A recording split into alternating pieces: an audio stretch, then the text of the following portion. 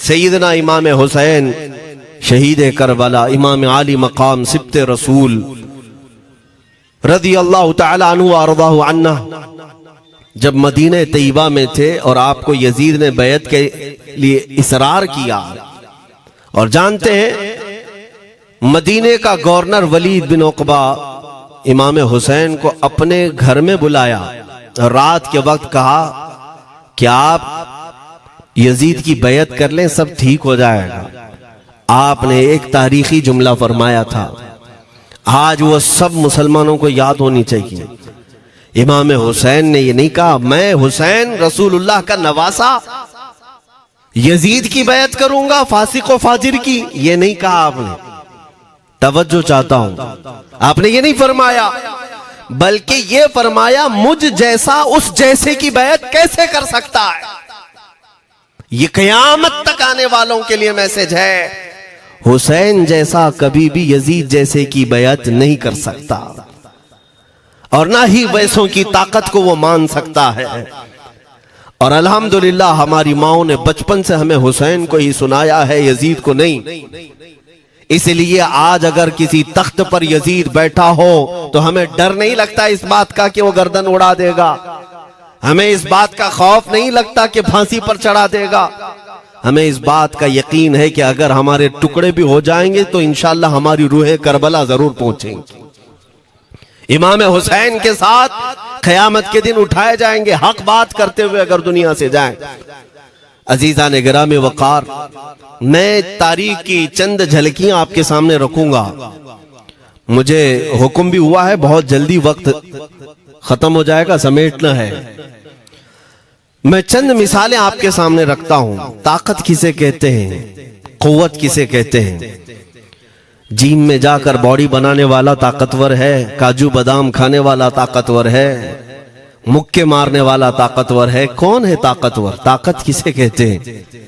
मेरे अजीजों, असल ताकत तो ये है कि तुम इस्तेमाल अपने हाथ पैर कुछ भी ना करो, लेकिन खलबली दूसरों में मची रहे। ये असल ताकत है, ये रब ताला की तरफ से दी हुई होती है इनाम में। वरना आप सोच सकते हैं कि हुसैन आजम के साथ जो लोग आए थे वो कुल काफिला कितना था। अलग अलग रिवायतें, इमाम हुसैन के साथ 135 लोग थे, बाज रिवायात में है 96 थे, 96 लोग थे, बाज रिवायत में 82 थे। शहीद होने वालों की तादाद 72 है। लेकिन इस बात पर अक्सर उलमा मुहद्दिसीन का ख्याल है कि 82 लोग थे, 82 लोग थे। 82 के मुकाबले में कितने लोगों को आना चाहिए रास्ता रोकने के लिए? अगर किसी आम आदमी से भी पूछे तो डबल कर दो, ट्रिपल कर दो, 4 गुना ज्यादा कर दो। नहीं, 82 को रोकने के लिए पहले 1000 लोग आए, फिर वो 1000 के बाद 4000 प्लस आए, 5000 लोग सिर्फ 82 लोगों को रोकने के लिए आए रास्ता। फिर ये लोग 4 दिन तक रास्ता रोकते ही रहे, 5000 लोग मिलकर। 10वीं मुहर्रम होने से पहले पहले फिर तकरीबन 16000 लोग आए, यानी तकरीबन पूरे टोटल मिलाकर 22000 के करीब, 21000 समथिंग कुछ। 22000 की फौज क्या माने रखती है? किसको रोकने के लिए? 82 लोगों को। इसी से समझ में आता है असल ताकत किसे कहते हैं। ताकत इसी को कहते हैं कि उधर 3 दिन के भूखे और प्यासे हैं, उनके खीमों में साजो सामान भी नहीं, जंग के असबाब भी नहीं, और वो जंग की नीयत से भी नहीं गए। उसके बावजूद 22000 के सीनों में जो खलबली मची है, दुनिया इसी को समझ नहीं पा रही है। अगर दुनिया ये समझती है क्वांटिटी का नाम ताकत है तो हम उसको रद्द करते नहीं, क्वालिटी का नाम ताकत है। ईमान ये असल ताकत है। और एक तारीखी बात मैं आपके सामने रखता हूं। इमाम हुसैन का रास्ता रोकने के लिए सबसे पहले यजीद की फौज से जो शख्स आया था उसको हुर बिन यजीद कहते हैं। हुर बिन यजीद अर्रियाई 1000 का लश्कर लेकर के ये इमाम हुसैन का रास्ता रोकने आए। 2 दिन तक इधर उधर घुमाते रहा, और जब जब नमाजें होती रही, इमाम हुसैन मुसल्ला इमामत पर हैं और ये यजीदी इक्तिदा भी कर रहे हैं। हर जमात इमाम हुसैन के पीछे हो रही है। लेकिन मैं आपको बताता हूं 10वीं मुहर्रम से पहले इमाम हुसैन ने खुतबा दिया और यजीदियों से कहा, क्या तुम मेरी हैसियत को नहीं जानते? मैं फातिमा जहरा का बेटा हूं, हैदर कर्रार का नूर नजर हूं, रसूलुल्लाह का नवासा हूं। मेरी निस्बतें क्या तुम्हें नहीं मालूम? तुम मेरे खून से अपने हाथों को न रंगो। मैं तुम्हारे पास ऑप्शन रखता हूं, मैं इस रास्ते से अपने वापस मदीने की तरफ जाता हूं या किसी साहिल की तरफ या दिमश्क जाऊंगा। जंग करना नहीं चाहता तुमसे। ये 3 ऑप्शन जब इमाम हुसैन ने रखा तो यजीदियों ने एक को भी कबूल नहीं किया। वो जंग करना ही चाहते थे, इमाम हुसैन के खून के साथ खेलना ही चाहते थे। लेकिन जो हुर बिन यजीद है, तवज्जो चाहता हूं, जो खुद इमाम हुसैन का रास्ता रोकने के लिए आया, उसके दिल में ये बात आई और उसने आकर के 10वीं मुहर्रम को यजीदियों से कहा, मियां मान लो हुसैन की बात, 3 में से कोई एक बात मान लो, हम जंग नहीं करना चाहते, वो रसूलुल्लाह के बेटे ही तो हैं।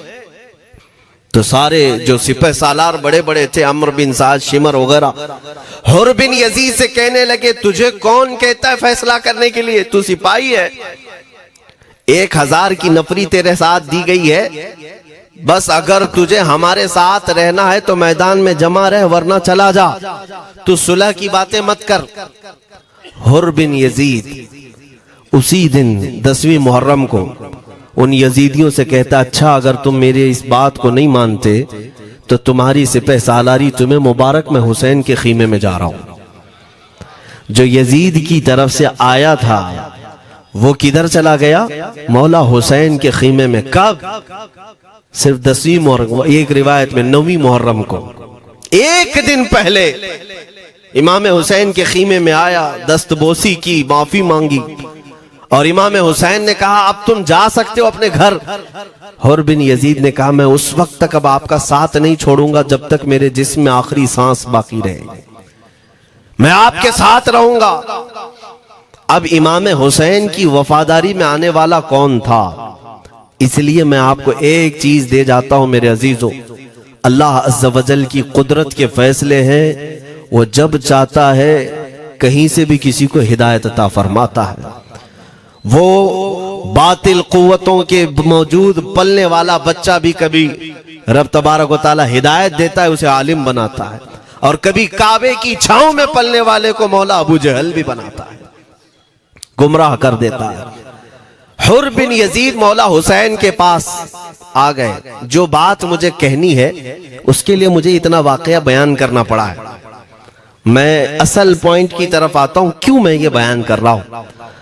जब 10वीं मुहर्रम को जंग शुरू हुई, अम्र बिन साद ने तीर चलाया, तो जानते हैं खीमा हुसैन की तरफ से सबसे पहले मैदान में उतरने वाला यही हुर बिन यजीद ही, यही उतरे अपने घोड़े पर सवार होकर उन्हीं यजीदियों से लड़ने के लिए जिनकी फौज में ये आए थे, उनके मुकाबिल में लड़ने के लिए गए। और जब लड़ने की इब्तिदा हुई, सुबह से दोपहर के करीब तक वो लड़ते रहे, जवाल तक। अब जो बात कहना है तवज्जो से सुनो। हुर बिन यजीद ने सुबह से लड़ाई की, बहुतों ने वहां पर मैदान जंग में मुकाबला आराइयां की हैं, लेकिन हुर बिन यजीद की जो लड़ाई है वो तारीख में लिखी हुई। आज उन्होंने यजीदियों के साथ जो जंग किया, कई घंटे जंग करने के बाद, जानते हैं तन्हा हुर बिन यजीद ने 120 यजीदियों को कत्ल किया। 120 की तादाद, एक घोड़सवार एक ही है, 120 को मार गिराया। उसके बाद जामे शहादत नोश किया। मैं तारीख पढ़ रहा था, वहीं पर हमने किताब को रोक दी। बहुत सारे लोग करबला के वाकयात में इमाम हुसैन के खानदान के बच्चों के शहादत तो बयान करते हैं, उनके जिस्म कट गए, उनके ऊपर घोड़े दौड़ाए गए, लेकिन तुम ये नहीं जानते कि हुसैनी शहजादों ने बातिल कुव्वतों के कैसे छक्के छुड़ाए थे। एक एक जवान ने मुकाबिल में आने वालों को उनकी औकात कैसे याद दिलाई थी। अब सुनो, हुर बिन यजीद 120 को मार गिरा सकते हैं, वो भी एक दिन पहले खीमा हुसैन में आने वाला, एक दिन पहले खीमा हुसैन में आने वाला। बात समझ में आ रही है? अभी जो एक दिन पहले खीमा हुसैन में आ जाए उसकी ताकत का हाल ये है, जो पैदाइशी हुसैनी हो उसकी ताकत का हाल क्या हो। मेरे अजीजों, ताकत किसे कहते ये समझो। यह और बात है कि लोगों को अपनी ही औकात मालूम नहीं, अपनी हैसियत मालूम नहीं है। होता क्या है मैं आपको बताऊं। अल्लामा अब्दुल मुस्तफा आजमी साहब ने एक बड़ी प्यारी बात लिखी है। वो गुजरात के हालात बहुत अच्छी तरह से जानते थे। आपने एक बहुत अच्छी बात लिखी जो हमारे तमाम चीजों से या आज के जमाने में ये चीज मैच होती है। एक ताजिर तिजारत करने के लिए निकला, उसके पास कुछ कीमती हीरे थे, कीमती हीरे थे, और वो हीरों की तिजारत करता था। और एक चोर उसके पीछे पड़ गया, और वो चोर रोजाना वो चोरी करने के चक्कर में रहता था कि जब रात को ये ताजिर सोए तो मैं ये हीरे निकाल लूंगा। लेकिन 2-3 दिन जब जब वो ताजिर सोता था वो पूरे हीरे चेक करता था, कहीं नहीं मिलते थे। थक गया चोर। 3 दिन के बाद उस ताजिर को उसने पूछा, चोर ने कहा कि तुम हीरे रखते कहां हो? दिन भर तो तुम्हारे पास होते, रात में कहां जाते? तो उस ताजिर ने कहा, अकल का अगर तू इस्तेमाल करता तो तुझे बात समझ में आती। रोजाना मैं तेरे ही जुब्बे में रात को ये हीरे रखकर खुद सो जाता था। वो अपना नहीं तलाश करता, इसका तलाश करता। बिला तशबीह हो बिला तमसील। मेरे अजीजों, तुम्हारे पास जो ताकत है तुम्हें उसका अंदाजा नहीं। तुम जो मोहब्बत मुस्तफ़ा सल्लल्लाहु अलैहि वसल्लम की शमा अपने सीने में रखते हो, मौला करीम का वादा है तुम्हारे साथ, काना हक्कन अलैना नस्रुल मोमिनीन। रब ताला फरमाता हमने अपने ऊपर लाजिम कर लिया है कि ईमान वालों की मदद करें। और हमने मदद देखी है, रब ताला की मदद देखी है। आज के इन हालात में मुझे बताओ, भौंकने वाले भौंक ही रहे हैं, बाकी तुम्हारा क्या बिगाड़ लिया, क्या तुम्हारा खराब किया? बस ये है कि तुम अपने अंदर खलबली मत मचाओ और ज्यादा खौफ और हिरास में मत जियो। अल्हम्दुलिल्लाह मुसलमान हैं, मोमिन हैं, किसी चोर कौम से तुम्हारा रिश्ता नहीं है। तुम दुनिया की उस अजीम कौम हो जो सिर्फ और सिर्फ अपने रब ताला के हुजूर झुकती है, और अपने रब तबारक व ताला के हुजूर ऐसे झुकती है। मैं चैलेंज के साथ कहता हूं, पूरी दुनिया में कोई कम्युनिटी, कोई कौम ऐसी नहीं है जो अपने खुदा को देखने के बाद ही झुकती है। जिसकी भी जाओ, उनके खुदाओं की तस्वीर वहां पर सामने होती तभी झुकते हैं। वो चाहे ईसाई हो, यहूदी हो, कोई भी हो, उन्होंने कोई ना कोई या मूर्ति बनाई है या तस्वीर बनाई है, तब वो झुकते हैं। तन्हा तुम ईमान वाले हो जो आज तक अपने खुदा को देखा नहीं लेकिन हर दिन सजदा करते हो, तुम्हारा ये ईमान है। और कुरान में शुरू में ही अल्लाह ताला ने जो तारीफ फरमाई सूरह बकरा में, युमिनून बिल गैब, अल्लाह फरमाता है ये वो लोग हैं जो गैब पर ईमान रखते हैं, देखा नहीं। और दुनिया में करोड़ों मस्जिदें होंगी, किसी मस्जिद में अल्लाह की तस्वीर है? किसी मस्जिद में? और या तुम्हें सलातो सलाम पढ़ने के लिए मेरे आका की तस्वीर देखने की जरूरत है? यही तो तुम्हारा ईमान है मेरे अजीजों।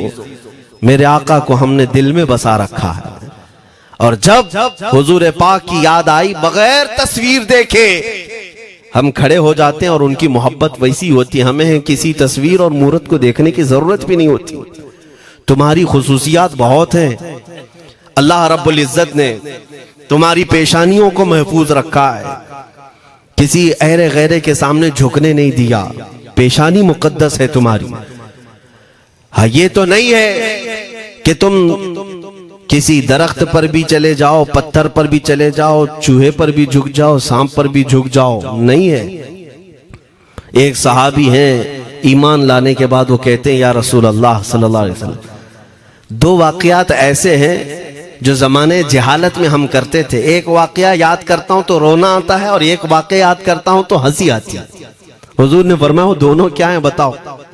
उन्होंने कहा पहला वाकया तो ये है जिसको याद करके रोता हूं कि जवानी में जब हमारे घर बेटी पैदा होती थी तो हम उसका गर्दन मरोड़ कर दफन कर देते थे।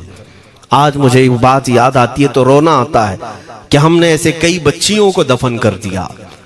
अरब वाले दामाद बनाना नहीं चाहते थे और बेटियों को पहले ही मार देते थे। ये वो सहाबी कहते हैं अब याद आती है बात तो रोना आता है। मेरे आका सल्लल्लाहु अलैहि वसल्लम ने फरमाया फिर हंसी किस बात पर आती है। कहते हैं जमाने जहालत में हमारे खुदा जो होते जिनकी हम इबादत करते थे तो जब सफर में जाना होता था तो आटा गूंद करके खुदा बना लेते थे, क्योंकि सफर में जाना है और हर जगह उनको साथ में रखना था खुदा को। वो साहब ही कहते हैं सफर के खुदा और होते थे, हवा का अलग, पानी का अलग, मिट्टी का अलग, सब लेकर के चलते थे। फिर हुजूर ने फरमाया हंसी किस बात पर आती है। वो कहते हैं बीच रास्ते में अगर खाना खत्म हुआ तो कभी खुदा का हाथ तोड़ के खाते थे, कभी पैर तोड़ के खाते थे। अरे मेरे अजीजों 1400 साल बाद आज जब आप हंस रहे हैं उस सहाबी को तो इस बात पर हंसी आती होगी। मैं ये बात सिर्फ इसलिए अर्ज कर रहा हूं कि शुक्र मनाओ अल्लाह रब्बुल इज्जत का कि तुम्हें रब तबारक व तआला ने उस कौम में पैदा किया है जिसका माथा सिर्फ वहदहू ला शरीक की बारगाह में झुकती है। तुम ईमान वाले हो। और मैंने आयत यही तिलावत की खुतबे में, वला तहीनु वला तहज़नु व अंतुमुल अअलौना इन कुंतुम मुमिनीन। घबराओ मत, परेशान मत हो, तुम सबसे ज्यादा सरबुलंद रहोगे अगर तुम ईमान वाले हो। ये कुरान की आयत है। ईमान किसे कहते हैं? ईमान किसे कहते हैं?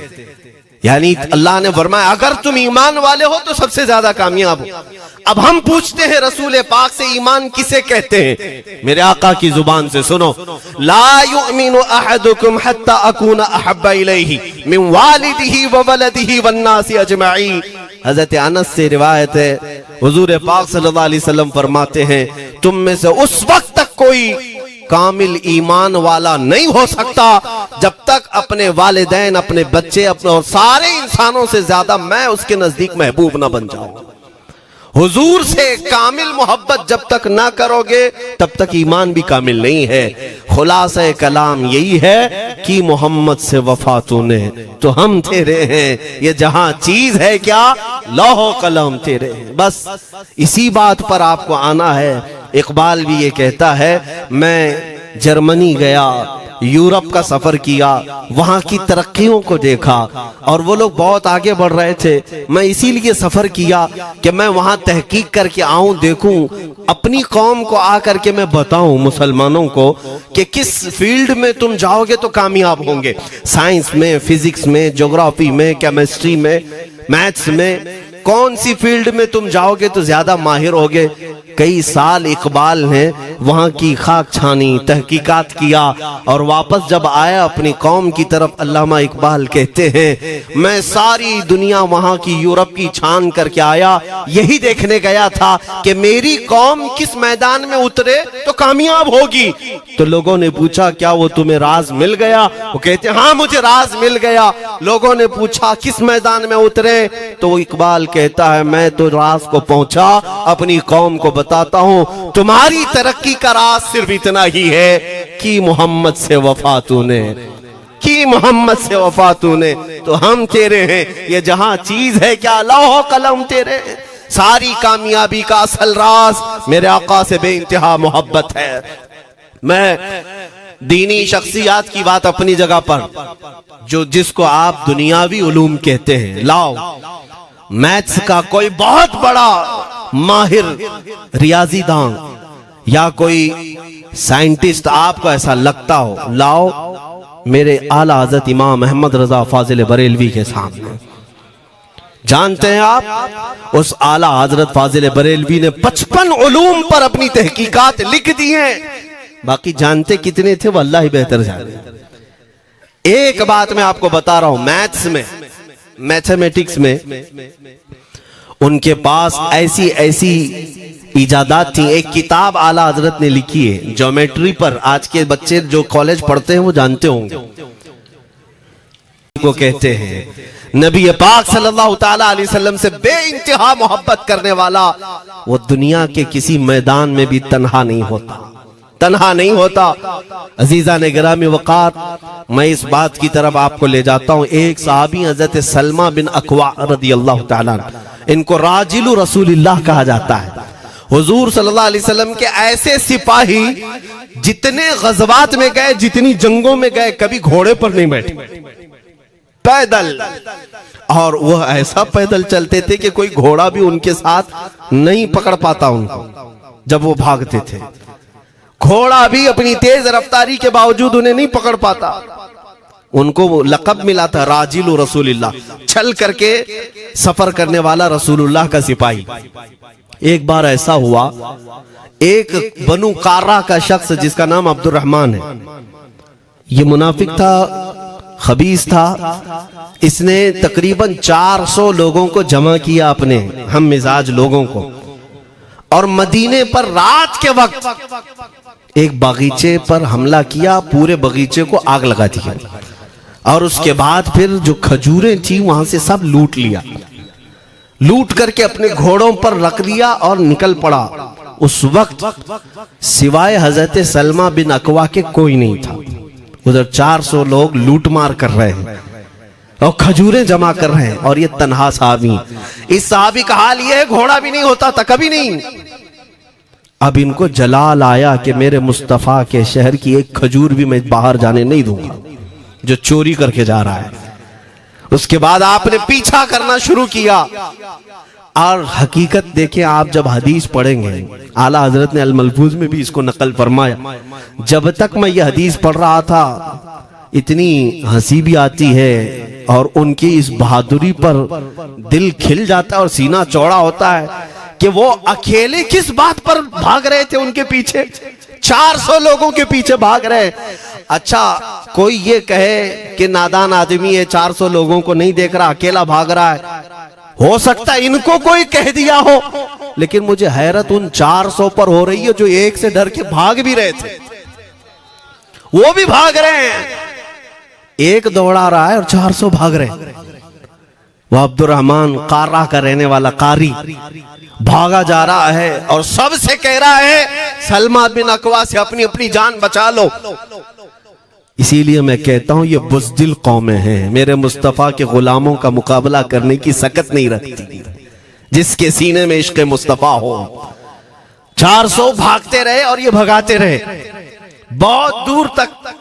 जब हज़रत सलमा बिन अकवा भागते थे तो घोड़े भी पीछे पड़ जाते, और आप जैसे जैसे कोई घोड़सवार आता उसकी टांग पकड़कर खींचते और उसकी गर्दन पर पैर रखते, फिर आगे निकल पड़ते थे।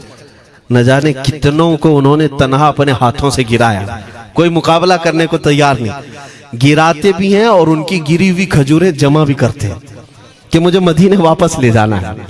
उस सहाबी को मैं पढ़ता हूं, अजीजा ने गिरामी खजूरें जमा करते रहे और उन्हें भगाते रहे। आखिर में वो 10-10 की टुकड़ियों में बदल गए। वो अब्दुर्रहमान कार्रा का रहने वाला कहने लगा, एक साथ मत भागो, ये अकेले सबको भगा रहा है, 10 इधर जाओ, 10 उधर जाओ, 10 उधर जाओ। जालिमों, पलट कर मेरे मुस्तफा के गुलाम का मुकाबला करके देखते हैं, लेकिन किसी से नहीं हुआ। वो पहाड़ की चोटियों में चले गए। हजरत सलमा बिन अकवा पहाड़ पे भी चढ़ने लग गए। तो अब्दुर्रहमान कार्रा वो कहता है वहीं से चीख करके, सलमा बिन अकवा तुमको क्या चाहिए, क्यों पीछा कर रहे हो? कहा, मैं शहर रसूल की एक खजूर भी जब तक तुम्हारे पास होगी पीछा करता रहूंगा। उसने वहीं से अपने सारे साथियों को पुकार कर कहा, सारे लोग खजूरें फेंक दो, अपनी जान बचा लो। सबों ने खजूरें दे दी। हजरत सलमा बिन अकवा पूरी खजूरें जमा की है, कितनों को रोनते हुए वापस आने लगे। जानते हैं एक सहाबी और है हजरत अबू कुतादा, जिनको फारिसु रसूलिल्लाह कहा जाता है। उनका घोड़ा दौड़ता हुआ, उनको दौड़ाता हुआ हजरत अबू कुतादा उस पर हैं और 10 लोग और साथ हैं। वो हजरत सलमा बिन अकवा की मदद के लिए आ गए। जब वो आए तो ये अक्सर को तो गिरा चुके थे, खजूरें ले भी चुके थे। हजरत अबू कुतादा 10 सहाबा के साथ जब आए हजरत सलमा बिन अकवा की और मदद हो गई। अब ये मदीने आने लगे तो तवज्जो चाहता हूं। हजरत सलमा बिन अकवा ने पूछा, मैं तो अकेला दौड़ा रहा था, कोई मुझे न देखा था, न ये वाकई की किसी को खबर थी, तुम यहां तक कैसे आए? तुमको किसने भेजा मेरी मदद के लिए? मुसलमानों याद रखो, मेरे मुस्तफा की वफादारी में जब कोई निकलता है तो कहां से मदद आती है अंदाजा भी नहीं होता। हजरत सलमा बिन अकवा ने उनसे पूछा अबू कुतादा से, तुम आए कैसे? हजरत अबू कुतादा ने जो जवाब दिया वो और ताज्जुब का था। कहा, हमने नहीं देखा, हमको मालूम भी नहीं तुम किसके साथ गए हो, हमें ये वाकया भी नहीं मालूम, लेकिन हम अपने खीमे में बैठे थे, हमारा ये घोड़ा दौड़ता हुआ है, ये घोड़ा दौड़ता हुआ आया और दोनों पैर बार बार उठा करके हिनहिनाने लगा। मेरा घोड़ा ऐसा कभी करता नहीं, वो जिहाद में जाने वाला घोड़ा है, फरमाबरदार है। अबू कुतादा ने उसको सहलाया लेकिन फिर भी वो खामोश नहीं हुआ।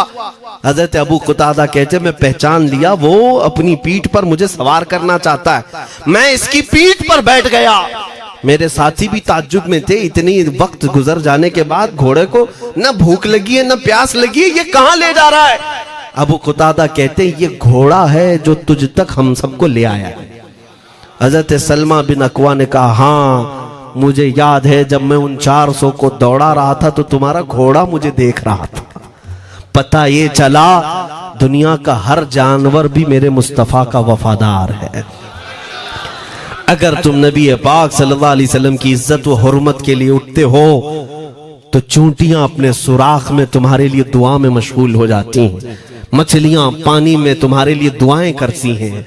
अजीजा ने गिरामी वकार, आज मैं अपने जुमलों को समेटते हुए ये बात कहता हूँ, धोराजी की सरजमीन मैंने कभी सुना नहीं या कभी आपसे मुलाकात नहीं की, लेकिन इतना बड़ा मजमा हमें जो सुनने के लिए बैठा है, लोग मुसाफे के लिए आए, फूल हार पेश किए, टूट पड़ते हैं मुलाकातों के लिए। मैं अक्सर जलसों में भी और अपने प्रोग्रामों में ये कहता हूँ, मुझे जो आप इज्जत की निगाह से देखते हैं या मिलना चाहते हैं या देखना चाहते हैं या सुनना चाहते हैं, तो वो इसलिए नहीं है कि किसी बाप का, बड़े बाप का बेटा है या किसी सियासी पार्टी का नेता है।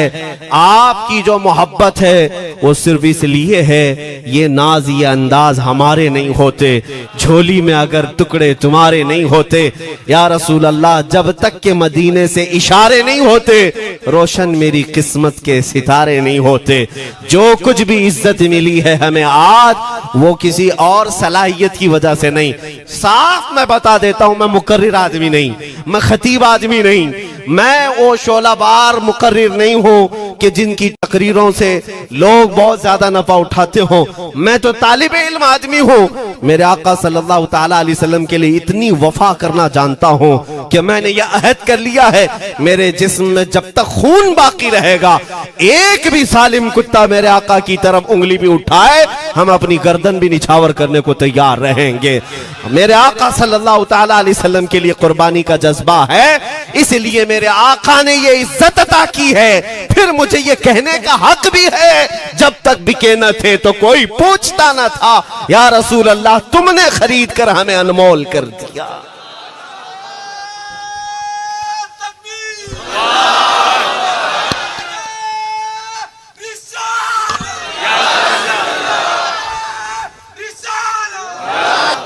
मेरे अजीजों, इस बात पर आज तुम्हारा इत्तिहाद होना है, आज तुम्हारा इत्तिहाद होना है। मैंने काफी इलाकों के दौरे की और देख लिए, लोग जो कहते हैं हम बिखरे हुए हैं, बटे हुए हैं, टुकड़ों में हैं, लेकिन मैंने सबको देखा, यकीनन फिरकों में भी बटे हैं, सिलसिलों में भी।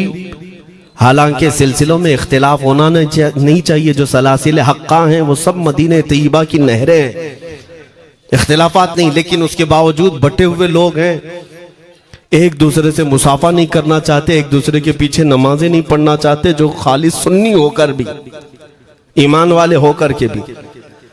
मैं बहुतों से ये शिकायतें सुना कि हम में बहुत सारे इख्तिलाफात हैं, लेकिन इसका हल तकरीरें हैं, तहरीरें हैं, लोगों को समझाना है, इस्लाह करना है, सब करके देख लिया। लेकिन एक बात मैंने खुद प्रैक्टिकल देख लिया कि 1000 टुकड़ों में क्यों न बटे हों, लेकिन मेरे मुस्तफ़ा का नाम आ जाए तो हर कोई मुत्तहिद नजर आता है।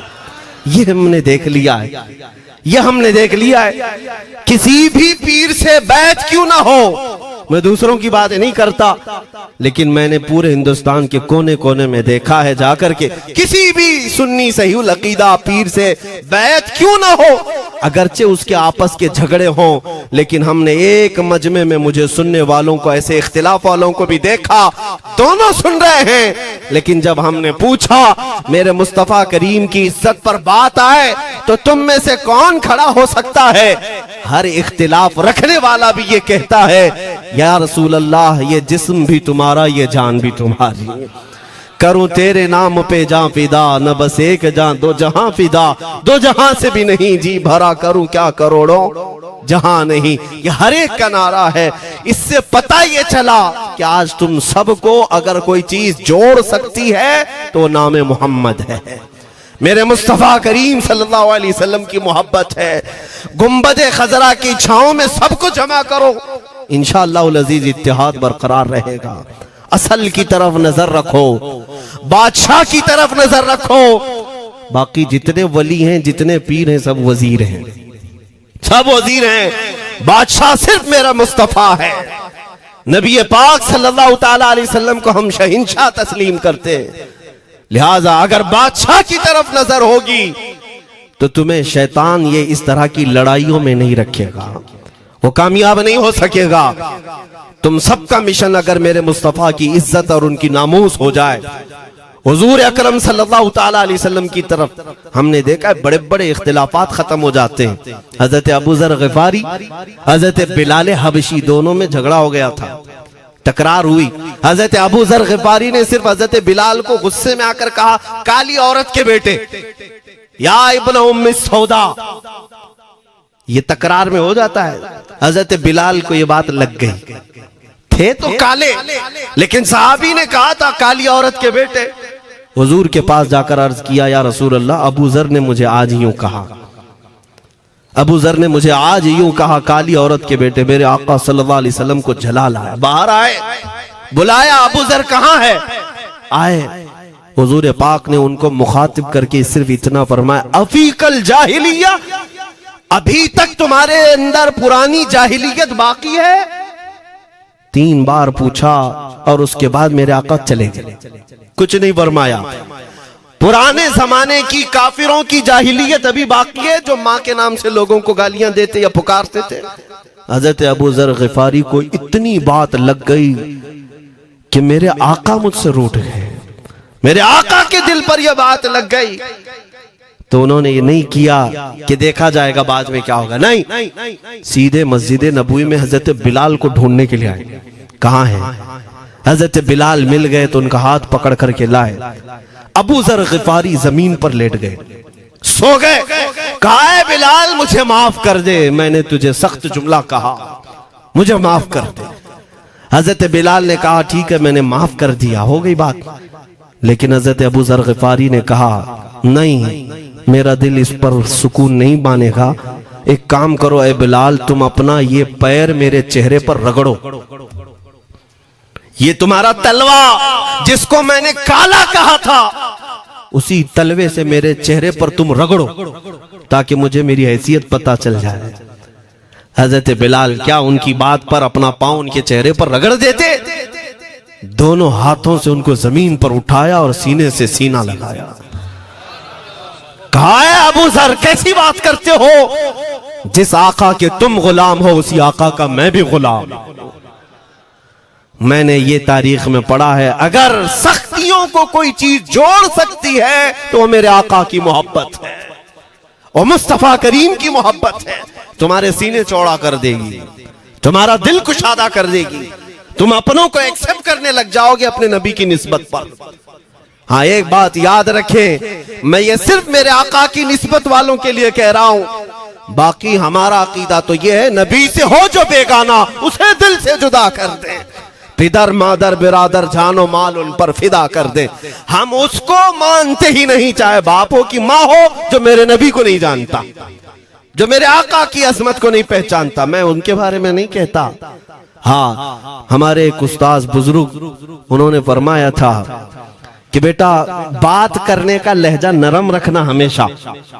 बहुत सारे लोग हमारी तकरीरों को अभी अभी जो सुनते हैं वो कहते हैं बहुत कड़क बोलते हैं, सख्त बोलते हैं। मेरे अजीजों, पिछले 15 साल से करते हैं हम तकरीरें, अखलाकियात पर, तसव्वुफ पर बहुत सारे नरम अंदाज में गुफ्तगू करने के हम आदी थे। वो सब नहीं देखते, लेकिन जहां हम थोड़ा सा चीखते हैं या गरज के साथ बोलते हैं वो बहुत जल्दी किसी को लगती है और कहते हैं आप बहुत कड़क लहजे में कहते हो। 90% हमने नरम लहजे में बात किया है, लोगों को अखलाकियात सिखाया है। चोरी, जिना, डकैती, सूद, शराब, इन सब की मजम्मत पर बयानात हमने रिकॉर्ड किए। वो सब नजर नहीं आता, लेकिन सख्त जुमले बहुत जल्दी नजर आते हैं। लेकिन ये मैं क्यों करता हूं वो भी आपको बता दूं। हमारे एक बुजुर्ग उस्ताद ने फरमाया, कहा कि बेटा नरम गुफ्तगू करने की आदत रखना, इसलिए कि मेरे आका सल्लल्लाहु अलैहि वसल्लम की सुन्नत है नरमी से कलाम करना। लेकिन एक बात याद रखना, जिंदगी भर नरमी से बात करो, लेकिन मुस्तफा करीम सल्लल्लाहु अलैहि वसल्लम की एहानत या दुश्मनी किसी में देखो तो फिर न तुम्हारी जुबान मीठी होनी चाहिए, न दिल नरम होना चाहिए, न दिमाग ठंडा होना चाहिए। हाँ, ये ईमान का तकाजा है। हम जो सख्त बात करते हैं लोगों को ऐसा लगता है कि इतना कड़क नहीं बोलना चाहिए। तुम्हें पता भी नहीं हज़रत उमर फारूक कितना बोलते थे। हाँ, उमैर बिन वहब एक शख्स था जो हुजूर के कत्ल का इरादा करके आया था मक्का से। सफवान नाम का एक और शख्स, उमैर नाम के 2 लोग हतीम काबा में बैठकर मीटिंग करके आए। क्योंकि सफवान का बाप जंगे बदर में मारा गया था, उमैर का बेटा जंग में कैदी होकर हुजूर के पास कैद था।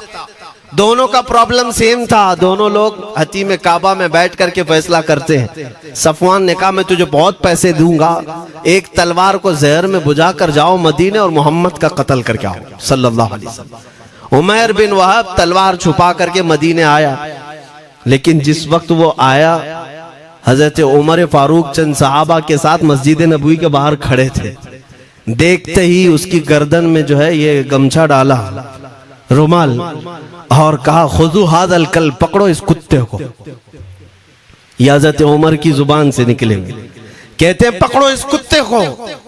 यही वो है जो बद्र के अंदर मैदान बद्र में मक्का वालों को भड़का रहा था जंग पर हुजूर के खिलाफ। यहाँ मदीने में आया है, पकड़ो इसको। हजरत उमर बाहर ही सब कर देते, लेकिन कहा कि मैं हुजूर से पूछ के आता हूँ इसका करना क्या है। मेरे आका के पास गए, कहा या रसूल अल्लाह शैतान कुरैश आया है, कुरैश का शैतान आया है उमैर बिन वहब, और मुझे लगता है वो बुरी नीयत से आया है। हजरत उमर पहले ही भांप रहे हैं, मुझे लगता है वो बुरी नीयत से आया है, क्या करना है आप हुक्म फरमाए। मेरे आका ने फरमाया उमर उसको अंदर ले आओ। उमैर बिन वहब को वैसी गर्दन में वो गमछा डाल के घुमा के अंदर ले आए मस्जिद नबवी में। हुजूर ने पूछा, हजरत उमर से कहा छोड़ दो। जब अंदर आया तो पूछा हुजूर ने क्यों आए उमैर। अब वो झूठ बोलने लगा, कहा मेरा बेटा आपके पास कैदी है, खैर खैरियत पूछने के लिए आया और क्या है। मेरे आका ने फरमाया सच सच बताओ क्यों आए हो। उसने फिर कहा मैं अपने बेटे की खैरियत मालूम करने आया हूं, और क्यों आया हूं। हुजूर ने फरमाया खैरियत मालूम करने आए तो तलवार लेके क्यों आए हो। उसने तलवार दिखाने के लिए फेंक दिया, कहा इस तलवार का क्या होना है। तलवार तो हमारे पास बद्र में भी थी, लेकिन पता आप ही के साथ थी। बड़ी बड़ी बातें करने लगा। मेरे आका को जलाल आया और कहा उमर वो बात क्यों नहीं बोलते जो तुम सफवान के साथ काबा के हतीम में बैठकर करके आए हो। मदीने में बैठा रसूल खाने काबा में होने वाली गुफ्तगू को सुन रहा है। दूर और नजदीक के सुनने वाले वो काने लाले करामत पे लाखों सलाम। ये हदीस मौजूद है, सही हदीस है। इसी हदीस के तर्जुमानी करते हुए हम तो ये अकीदा रख ही सकते हैं ना, हम यहाँ से पुकारें वो वहां से सुने, मुस्तफा की समाअत पे।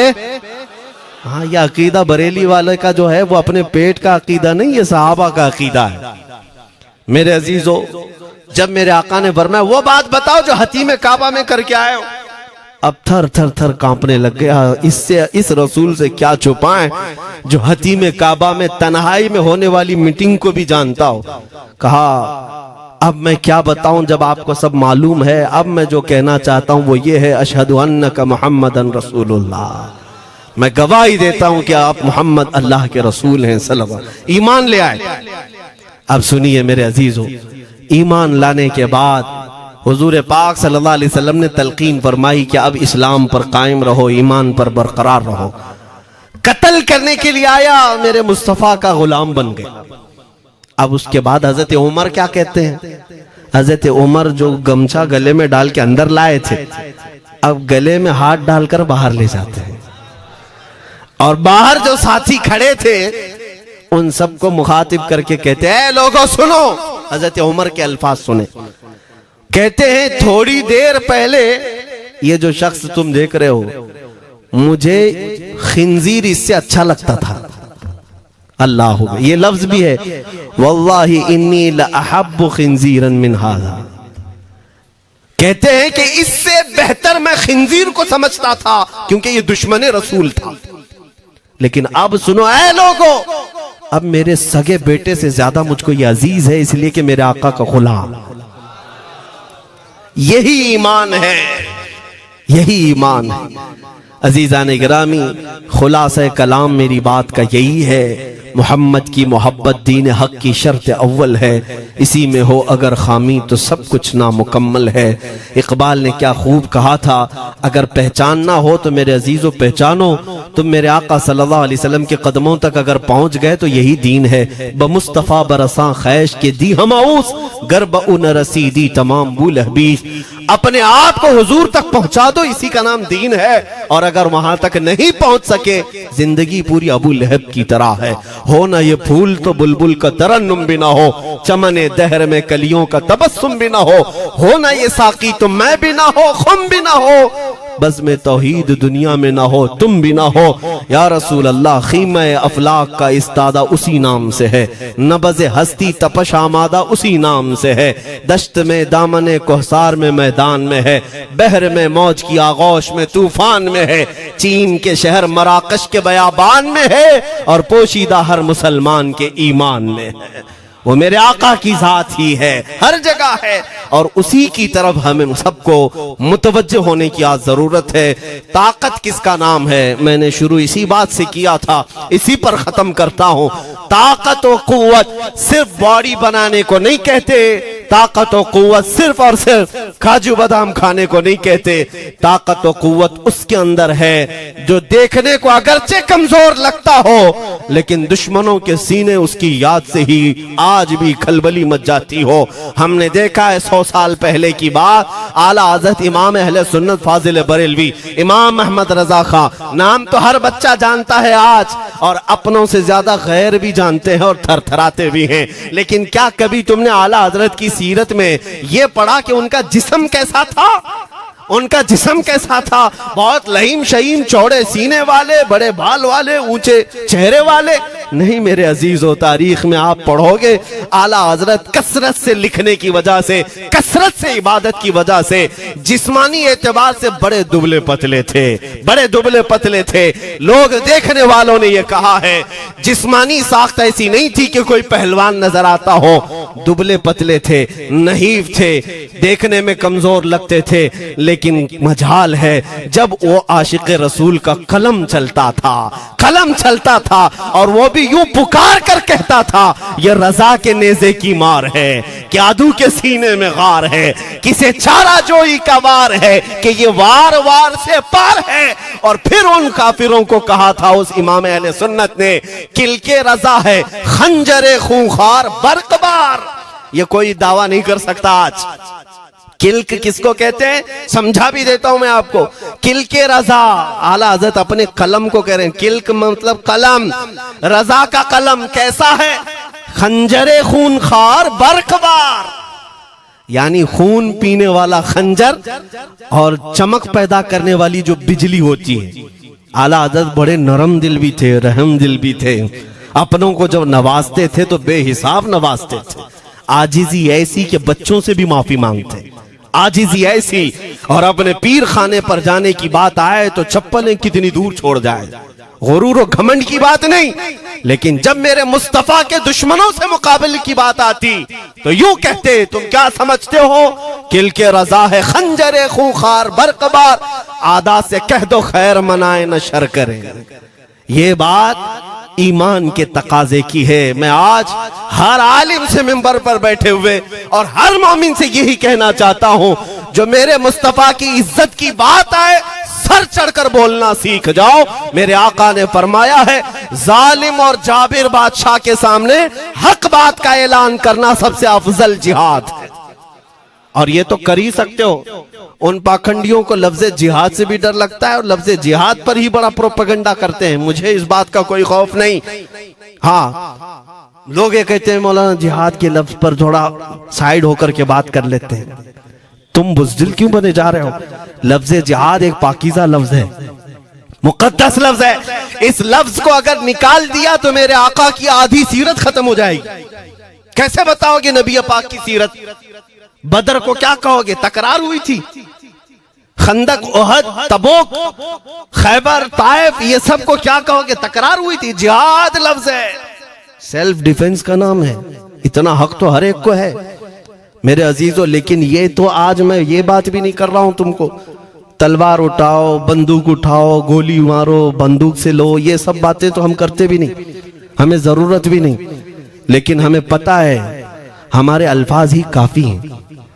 मेरे आका सल्लल्लाहु ताला अलैहि वसल्लम की मोहब्बत जिसके सीने में हो, मेरे आका ने जब ये फरमाया है कि हक बात का ऐलान करना सबसे अफजल जिहाद है, तो इस पर तो हर कोई आज अमल कर सकता है।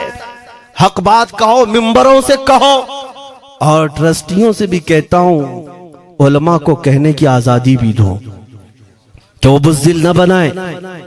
खौफ न रख रजा जरा, तू तो है अब्दे मुस्तफा। एक बात समझ करके चले, हम मुल्क के खिलाफ, कानून के खिलाफ नहीं बोलना चाहते। मुल्क हमारा भी है, देश हमारा भी है, और यहाँ के कवानीन जिस पर हम अमल कर रहे हैं, खुशी से अमल कर रहे हैं।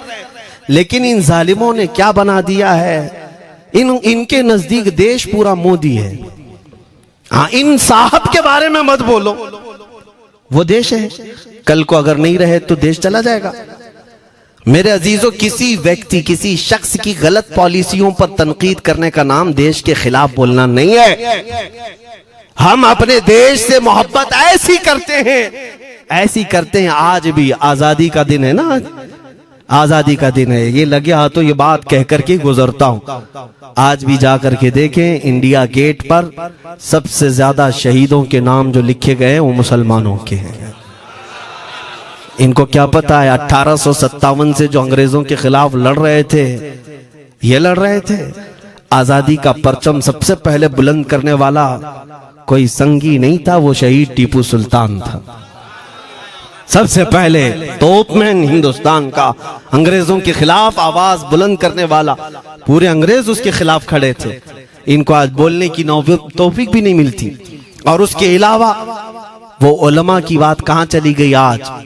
अंग्रेज तारीखदान ने लिखा है कि सबसे ज्यादा हमें खतरा हिंदुस्तान में मुसलमानों से था, और हमने दिल्ली से लेकर कश्मीर तक कोई एक झाड़, कोई एक दरख्त बाकी नहीं था जिसमें हमने एक आलिम को लटकाया नहीं था फांसी पर। जिनकी तादाद गिनी गई है तो तकरीबन 26,000 उलमा को इन्होंने फांसी दी थी, दिल्ली से लेकर कश्मीर तक। मुझे बताओ, जजीरा अंडमान निकोबार में किसको भेजा इन्होंने? मौलाना फजल हक खैराबादी, इनायत अहमद काकोरवी, ये तमाम वो लोग हैं। अल्लामा इनायत अहमद काकोरवी, जिनकी किताब आज तकरीबन हर मदरसे में पढ़ाई जाती है, इल्म सिखा। ये किताब यहाँ चटाई पर बैठकर लिखी हुई नहीं, उस जेल की दीवारों पर लिखी हुई किताब। उसको पढ़ करके आज बच्चे आलिम बनते, हम भी पढ़े। ये वो लोग हैं जिनको सिर्फ और सिर्फ हक बात कहने की बुनियाद पर जिंदगी भर जेल में डाल दिया गया। आज ढूंढ करके निकालो मौलाना फजल हक खैराबादी का मजार कहाँ है? और अंडमान निकोबार में, जहां काला पानी की सजा दी जाती थी।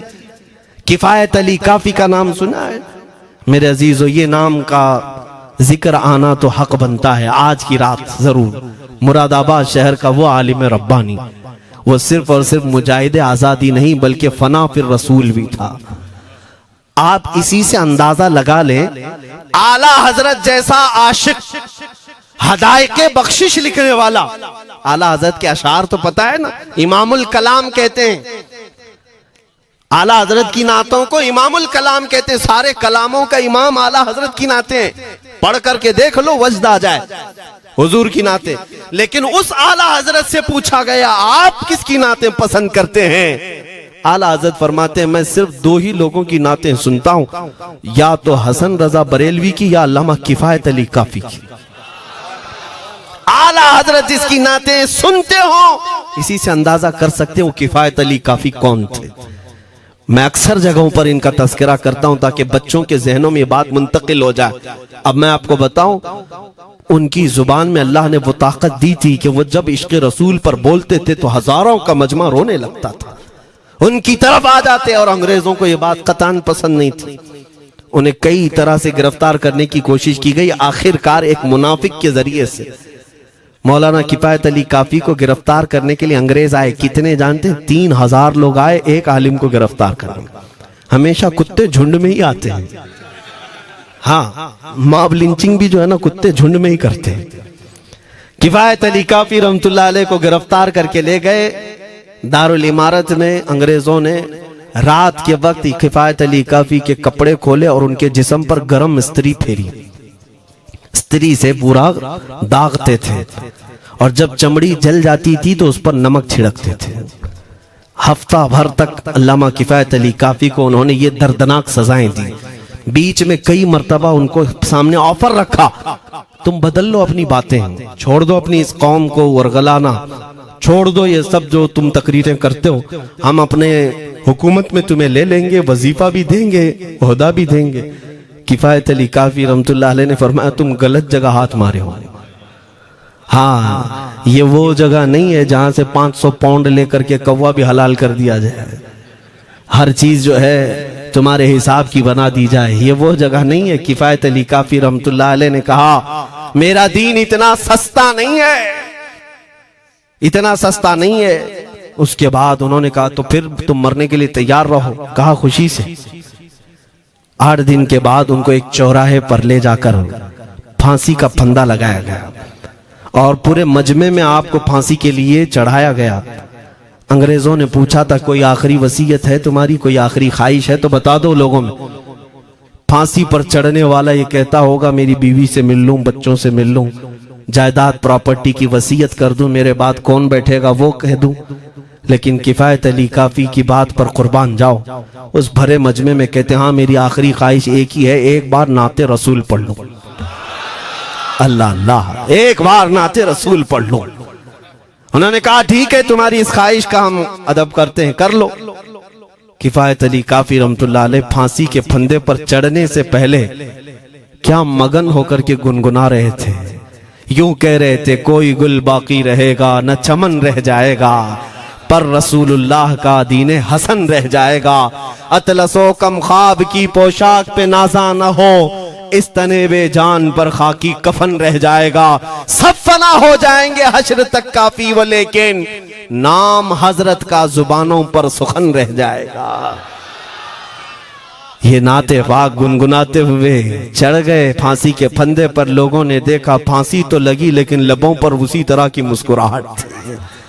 क्यों? ये राज है मेरे अजीजों, मरने वाला ही जानता है। फंदा बाद में लगता है, आमिना का लाल पहले तशरीफ लाता है। मौत का दर्द उसे क्या होगा जो जमाले मुस्तफा देख रहा हो, मेरे आका सल्लल्लाहु ताला अलैहि वसल्लम की तरफ महव हो। अब सुनो, मैं ये बात क्यों कह रहा हूं, तुम इन बातों से घबराना नहीं, इन बातों से डरना नहीं कि कल को अगर आपके मिंबर पर बैठकर खिताब करने वाला ये आपका गुलाम मर जाता है, कट जाता है, कोई मुझे मार देता है, तो इस बात का यकीन रख लेना दीन रुकेगा नहीं। और मेरे आका सल्लल्लाहु अलैहि वसल्लम के नामूस और उनकी इज्जत में कोई कमी आने वाली नहीं। हमारे मर जाने से कुछ नहीं होना है, इसलिए कि हर सुन्नी बच्चा जानता है इस्लाम जिंदा होता है हर करबला। हम मरने के बाद इस बात का यकीन रखते हैं अगर हमारी मौत हो गई इस रास्ते में तो इस्लाम की आबियारी होगी, इस्लाम और फूलेगा फलेगा। और हुआ यही किफायत अली काफी को फांसी का फंदा देकर 8 दिन तक जश्न मनाया था अंग्रेजों ने। जब मौलवी चला गया जो लोगों को तकरीर करता था, हजारों का जमा करता था, हुजूर अकरम सल्लल्लाहु अलैहि वसल्लम की मोहब्बत की बातें करता था, चला गया, हमने फांसी दे दी। लेकिन इन जालिमों को मालूम नहीं मेरे खुदा का कानून क्या है, कुदरत खुदाबंदी का कानून क्या है।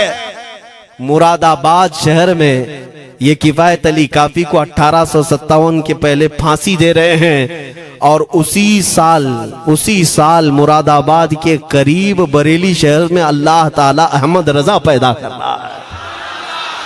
तुम एक आशिक को फांसी दिए, हुजूर पाक के चाहने वाले को तुमने फांसी देकर ये समझा कि आप खत्म हो गया इश्क की बातें करने वाला। लेकिन कुर्बान जाओ, मोहब्बत मुस्तफा पर मेरा रब ऐसे इन मक्कारों के मकर को फेरता है कि फौरन अल्लाह ताला ने ऐसा आशिक पैदा किया कि फिर बरेली की तरफ से उठने वाली आवाज एक शहर में, एक बस्ती में नहीं, दुनिया के कोने कोने में पहुंच गई। आज 100 साल हो गए उस मर्दे कलंदर इमाम अहले सुन्नत को दुनिया से गए हुए, लेकिन हर मस्जिद की मिंबर और मेहराब आवाज देती है मुस्तफा जाने रहमत पे लाखों सला, शमे बज़ में हिदायत पे लाखों सला। और फिर हमारे बच्चे भी ये आज कह जाते हैं, डाल दी कल्ब में अज़मते मुस्तफा, सैयदी आला हजरत पे लाखों सला।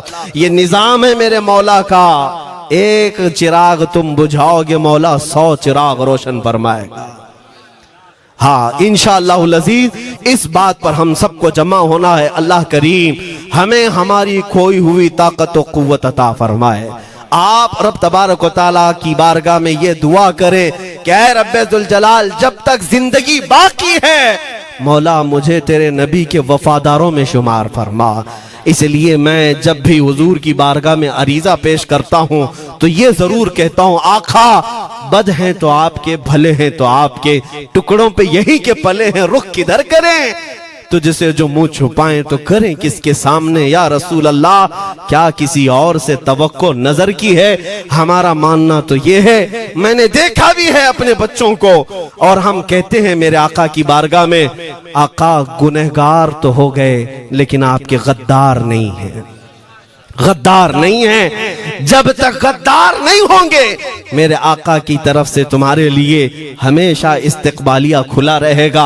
आओ मेरे अजीजों, इस बात पर मैं गुफ्तगू को खत्म करता हूँ आज के इस उर्स मुबारका में। और आज आजादी की ये रात है, हम बारगाह मुस्तफा में अरीजा पेश करते हैं, या रसूल अल्लाह, आपको इस वतन से बूए वफा आई थी, मेरे आका इस वतन की तरफ नजरे करम फरमा दे। क़यामत तक आने वाली हमारी नस्लों में मेरे आका सिर्फ आपके आशिक ही पैदा हो, कोई गद्दार ना पैदा हो। हमारी दुआ यही है मेरे आका, मैं मुजरिम हूँ आका, मुझे साथ ले लो कि रस्ते में हैं जा बजा थाने वाले, चमक तुझसे पाते हैं सब पाने वाले, मेरा दिल भी चमका दे चमकाने वाले। व आखिरु दावाना अनिल हम्दुलिल्लाहि रब्बिल आलमीन।